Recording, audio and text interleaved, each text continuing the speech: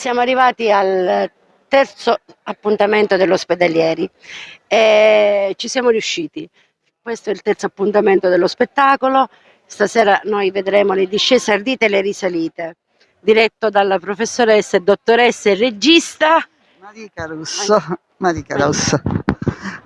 Brevemente, su una cornice ispirata alla tragedia di Euripide Alcesti, sulla cornice appunto della sorte di Alcesti che ha scelto di morire al posto del marito, c'è poi all'interno si racconta della 12ª fatica di Eracle che scende nell'Ade per catturare Cerbero, l'ultima fatica prima di conseguire l'immortalità che il padre Zeus gli ha promesso. E si vedono nell'Ade, Eracle incontra le anime delle grandi eroine del mito e della storia greca e poi, insomma, che raccontano in parte la storia della loro vita.